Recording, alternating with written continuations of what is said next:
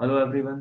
Let's start with the new topic and the topic is default arguments. तो जैसे कि last हमने session में देखा है कि अ, जो हमारे पास में फंक्शन ओवरलोडिंग था वो हम कैसे इम्प्लीमेंट कर सकते हैं, फंक्शन ओवरलोडिंग से किस तरीके से हम काम कर सकते हैं। तो वही फंक्शन ओवरलोडिंग को ही कुछ आगे हम कंटिन्यू कर रहे हैं।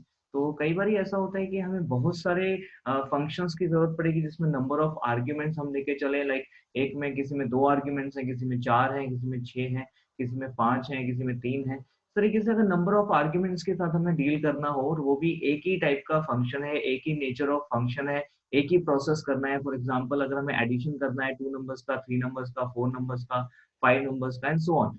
तो लाइक अगर हम यहाँ पे देखें तो जो हमारा फंक्शन ओवरलोडिंग है ये वो हम इस चीज के लिए हेल्प ले सकते हैं उसकी, एंड फंक्शन ओवरलोडिंग से हम ये अचीव कर सकते हैं। बट फंक्शन ओवरलोडिंग के साथ क्या प्रॉब्लम आएगी? फंक्शन ओवरलोडिंग के साथ जब ये हम इम्प्लीमेंट कराएंगे तो जितने नंबर ऑफ एलिमेंट्स के साथ हमें डील करना है, यानी कि अगर हमें 5 नंबर को सम करना है, 2 को सम करना है, 3 को करना है, 4 को करना है, 6 को करना है, 8 को करना है, 7 को करना है, 10 को करना है, 15 को करना है, 20 को करना है, तो हर एक के लिए हमें नंबर ऑफ फंक्शन, मतलब हर एक नंबर ऑफ एलिमेंट्स के लिए हमें एक सेपरेट फंक्शन ओवरलोड करते हुए बनाकर रखना पड़ेगा। ठीक है, डिफॉल्ट आर्ग्यूमेंट यहाँ पर हमारे लिए थोड़ी सी हेल्प कर देगा कि हमें यहाँ पे नंबर ऑफ फंक्शंस बनाने की जरूरत नहीं पड़ेगी। देखिए किस तरीके से हम यूज करेंगे डिफॉल्ट आर्ग्यूमेंट्स को, क्या क्या चीजें हैं डिफॉल्ट आर्ग्यूमेंट्स के साथ। Let's see this. तो C++ allow us to call functions without specifying all the arguments. In such case, while defining function definitions, we have to assign values called default values to the arguments known as default or optional arguments, which may not have matching arguments, which is the actual arguments at the function calling. तो function call के time पर हमें वो argument देने की जरूरत नहीं है। मान लीजिए आपने एक फंक्शन को डिफाइन किया विद 5 आर्ग्यूमेंट और आप जब फंक्शन कॉल कर रहे हो तो आप उसमें 2 आर्ग्यूमेंट भी दे पा रहे हो। ठीक है, ये पॉसिबल हो सकता है डिफॉल्ट आर्ग्यूमेंट से। तो उसके केस में जो हम कह रहे हैं कि 2 हम दे सकते हैं, तो बाकी जो बचे हुए आर्ग्यूमेंट्स हैं उनके लिए हम कुछ डिफॉल्ट वैल्यू लेके चलेंगे। किस तरीके से लेके चलेंगे, क्या चीज है, वही हम देखने वाले हैं।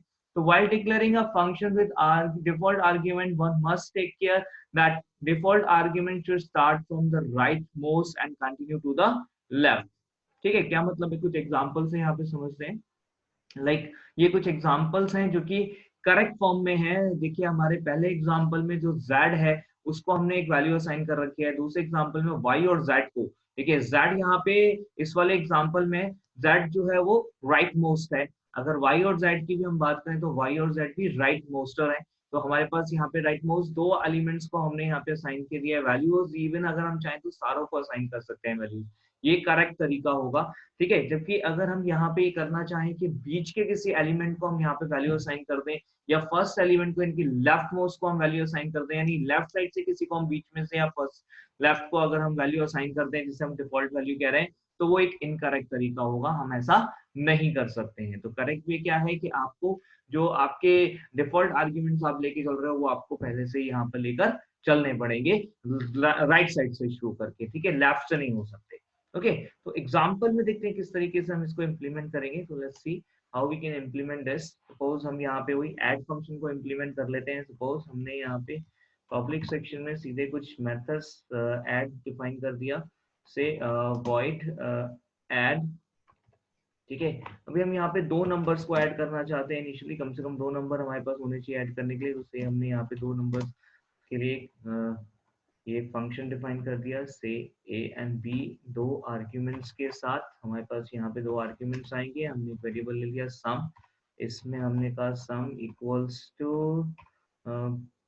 a प्लस b, और यहाँ पर हमने आउटपुट दिखा दिया स्लैश n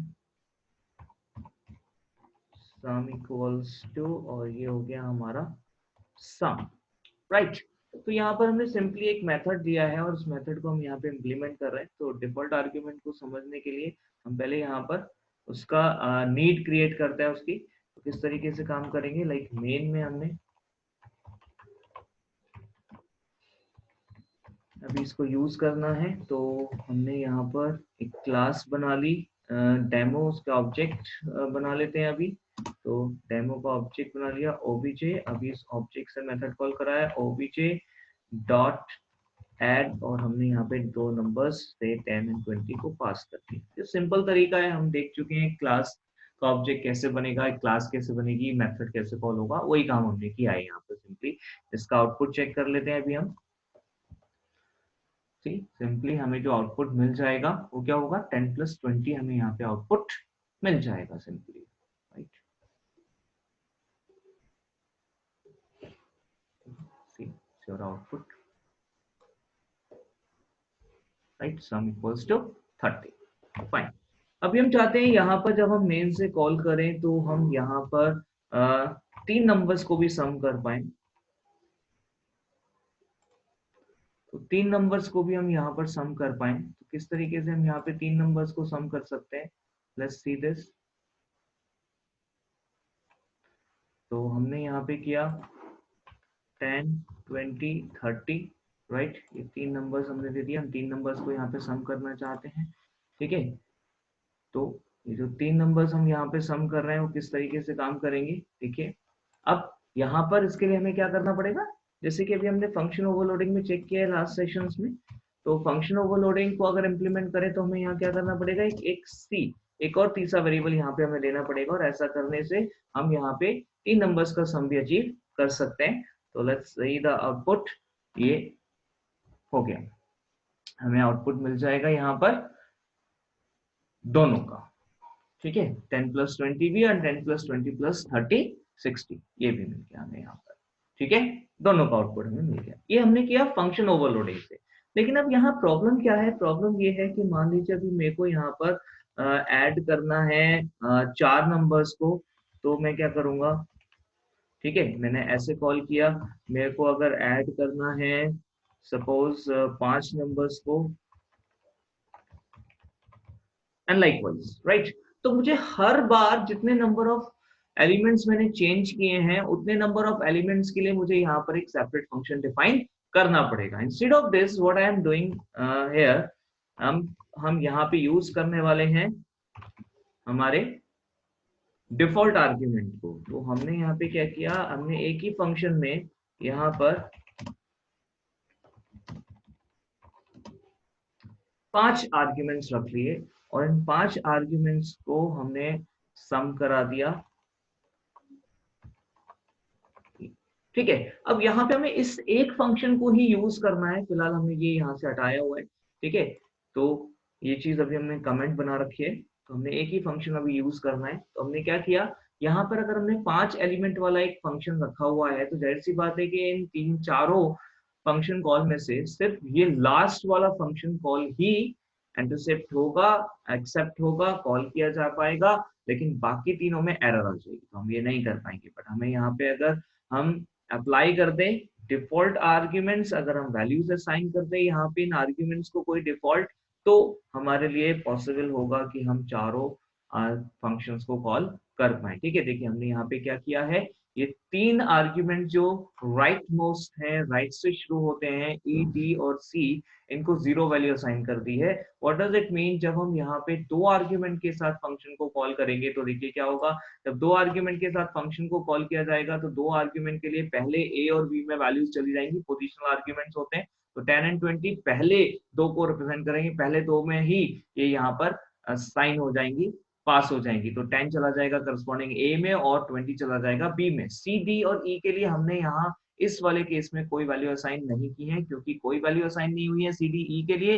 तो जो डिफॉल्ट वैल्यूज हमने यहाँ दी हुई थी ऑलरेडी 0 0 0, वो इन तीनों को असाइन हो जाएंगी। एंड प्लस दिस जब हम यहाँ पे समीशन करेंगे तो क्या होगा, ए प्लस बी जो वैल्यूज हमने पास की थी वो सम हो जाएगा, और बाकी 0 0 0 ऐड हो जाएगा। तो 0 ऐड करने पर कोई डिफरेंस आया नहीं, तो इसलिए यहाँ पर हमारा 10 प्लस 20 सम हो गया, रिजल्ट आ जाएगा। इसी तरीके से जब हम यहाँ तीन आर्ग्यूमेंट के साथ कॉल कर रहे हैं तो देखिए क्या होगा, पहले दो 10 एंड 20 पहले की तरह से ए और बी में चले जाएंगे करस्पॉन्डिंगली, बट जो 30 है यहाँ पर अभी वो सी में चला जाएगा, क्योंकि अभी तक सी के लिए कोई वैल्यू नहीं थी पिछले वाले कॉल में, लेकिन अभी हमने इस कॉल में सी के लिए एक वैल्यू असाइन कर दिया, थर्ड वैल्यू हमने यहाँ पे सप्लाई की है। तो जो सप्लाइड एक्चुअल वैल्यू है थर्ड वाली, वो चली जाएगी सी में, और बाकी दो डी और ई अभी भी जीरो रह जाएंगे। एंड लाइकवाइज अगले कॉल्स में आपको फोर्थ और फिफ्थ यानी कि यहाँ पर पांचों वैल्यूज मिल जाएंगी। तो इस तरीके से ये पांचों के पांचों फंक्शन कॉल हम एग्जीक्यूट करा सकते हैं। सी दिस, तो दिस इज योर आउटपुट। तो पहले वाले का अगर हम देखें तो क्या होगा, 10 + 20 30 आ गया, फिर 10 + 20 + 30 60 आ गया, 10 + 20 + 40 100 आ गया, ठीक है, 10 + 20 + 30 + 50 150 आ गया। ओके, लाइकवाइज लाइक दिस हमने यहाँ पर इम्प्लीमेंट कराया है हमारा डिफॉल्ट आर्ग्यूमेंट। ओके, एक सिंपल से एग्जांपल से हमने समझने की कोशिश की है कि हम डिफॉल्ट आर्ग्यूमेंट को किस तरीके से इम्प्लीमेंट कर सकते हैं। ये काम आप फंक्शन में भी कर सकते हैं, ये काम आप कंस्ट्रक्टर में भी कर सकते हैं। ऐसा नहीं है कि फंक्शन में कुछ अलग है और कंस्ट्रक्टर में कुछ अलग है, आप दोनों में ये काम कर सकते हैं। फंक्शन में भी सेम काम होगा, कंस्ट्रक्टर में भी सेम काम होगा, बस जो भी नंबर ऑफ आर्ग्यूमेंट्स आपको रख रहा है कि ऑप्शनल रखने हैं, जो ये हमने यहाँ पे 0 दिए हुए हैं, ये ऑप्शनल आर्ग्यूमेंट्स कहलाएंगे बेसिकली, जैसे हम डिफॉल्ट आर्ग्यूमेंट्स भी कह रहे हैं। डिफॉल्ट आर्ग्यूमेंट बोलिए, ऑप्शनल आर्ग्यूमेंट, जैसे कि आप देख ही रहे हैं, इन तीनों को देना जरूरी नहीं है जब तक, जबकि हम ये ऑलरेडी देख चुके हैं कि अगर फंक्शन में कोई आर्ग्यूमेंट है तो वो पास करना जरूरी होते हैं। तो ये तीनों यहाँ पे डिफॉल्ट आर्ग्यूमेंट होने की वजह से अभी ऑप्शनल हो गया, और बाकी दो ए और बी जो है वो यहाँ पे कंपलसरी आर्ग्यूमेंट है, जिनको की रिक्वायर्ड आर्ग्यूमेंट है, जिनको की आपको पास करना ही पड़ेगा। अगर हम कोई फंक्शन कॉल यहाँ लिख देते हैं, सपोज हमने यहाँ पे फंक्शन कॉल लिख दिया obj.add with one value or the zero value, तो एरर आ जाएगी। Let's see the example,